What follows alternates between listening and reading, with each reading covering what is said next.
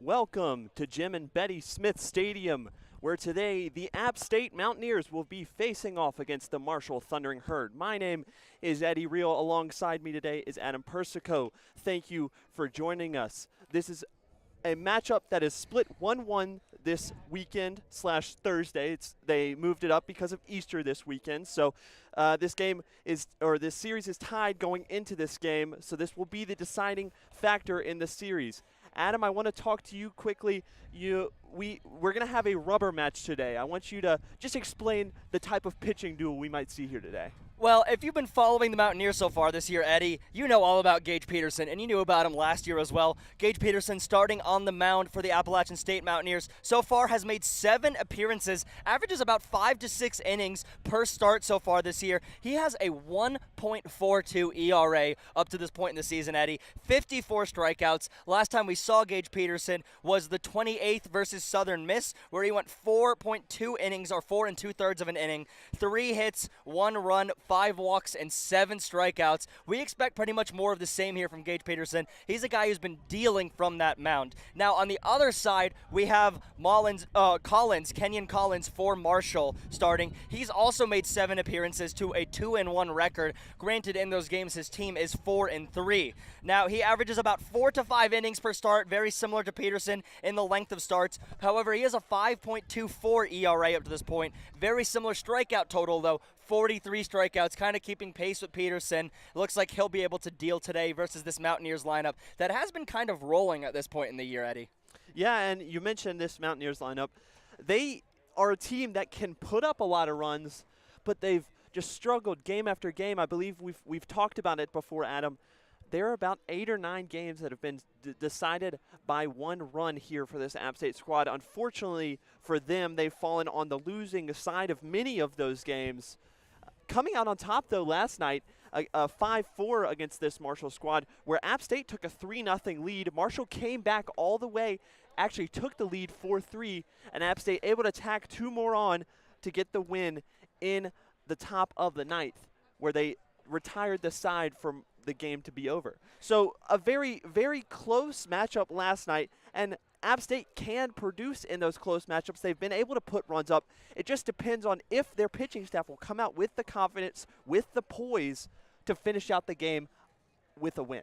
Yeah, and you hit the nail on the head right there, Eddie. It is partly on the pitcher staff, but also partly on the defense. It's been no secret. I feel like a broken record. I've said this on Sports Wrap. I've said this on these broadcasts. The secret to winning the game, which is no secret for Appalachian State, is keeping the runs down. I know it's easier said than done. I know that's what you need from every baseball team, essentially. But you look at the game they lost in this series, it was a 12-6 loss. That 6 runs should be enough for the Mountaineers team to win, and then you saw them win 5-4 yesterday in Game 2. It's just keep the runs down.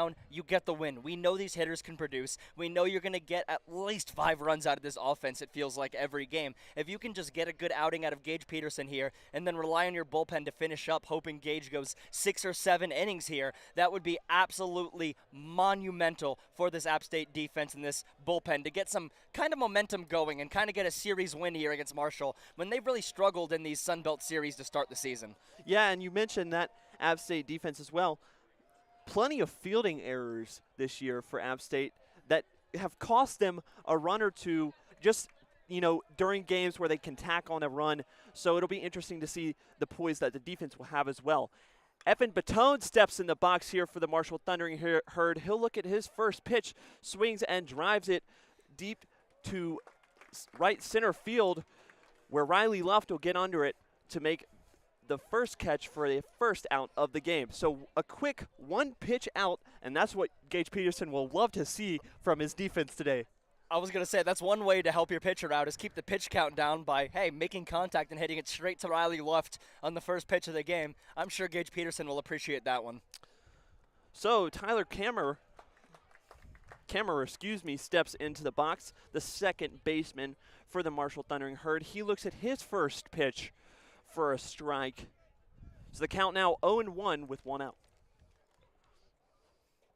This one chopped foul back behind him. So quickly in a hole here, 0-2 to Kammerer.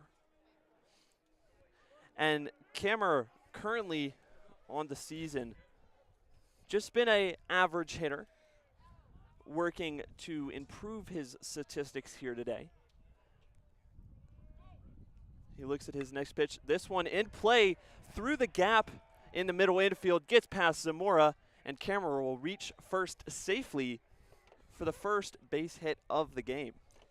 Just a good piece of hitting right up the middle there. There's always going to be a gap there. If you can hit it up there, you're going to take that 10 times out of 10 as a hitter. Camera, as you said, kind of having an up and down year. I'm sure he'll be happy to get on base to get started early here. Next up into the box is Jackson Halter, the junior outfielder for the Thundering Herd. So he looks at his first pitch. That one high and away for ball number 1. So 1-0 the count. One runner on first.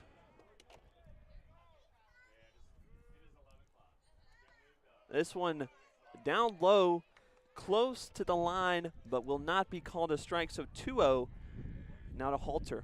And Camera kind of was taking a big lead there, but Peterson with his back turned to first base, the righty. You'd expect his first baseman to kind of say something here, maybe his catcher to say something to him. Take a look at Camera at least. Now that one fanned on by Halter.